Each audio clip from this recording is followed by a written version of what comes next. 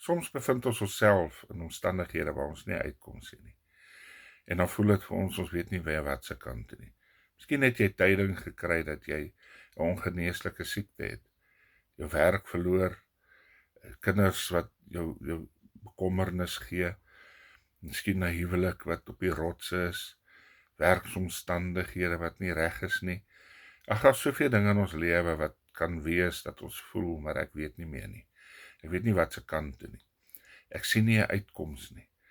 Ek weet nie meer wat om te doen nie. Ek bid, niks gebeur nie. Ek vertrou en niks gebeur nie. Dan wil ek vir jou bemoedig vanmôre met die woorde in Lukas 1 vers 37. Want geen ding sal by God onmoontlik wees nie.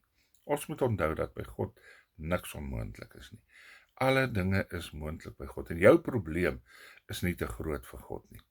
Dit voel dalk vir jou, dis groot. Dit voel dalk vir jou, daar's nie 'n uitkoms nie. Dit voel dalk vir jou, jy weet nie meer wat se kant toe nie.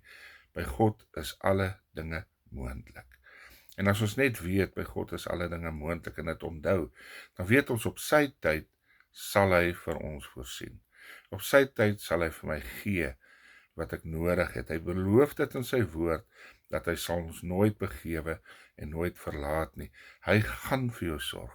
Weet net dat by God is geen ding onmoontlik nie. Baie keer raak ons mismoedig, omdat ons wil hê die Here moet nou gee.